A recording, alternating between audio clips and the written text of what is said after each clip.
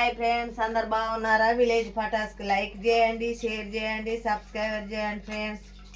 ఈరోజు కందిపప్పు వండుతున్నా. కందిపప్పు మునిగాకు. మరి మీరేం కూర వండుతారా కామెంట్లో చెప్పండి ఫ్రెండ్స్. మునిగాకు అయితే కడుక్కొచ్చినాం కదా.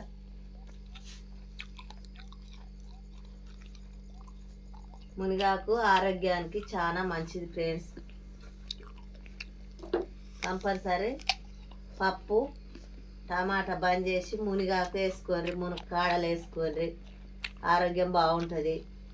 ఇప్పుడు మొత్తం ఈ శ్రావణ మాసంలో మొత్తం కూరగాయల భోజనం పప్పులే కదా మనకు.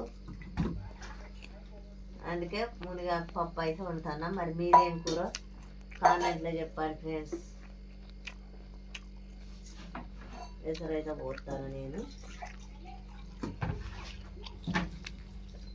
కుక్కర్లో వేసుకుంటే కందిపప్పు తొందరగా ఉడికిపోతుంది.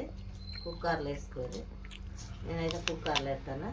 కొంచెం అంత పసుపు వేసుకొని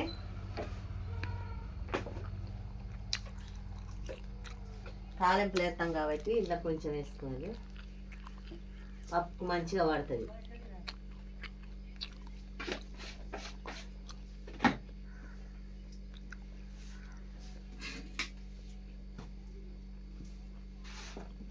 ఉప్పు కొంచెం,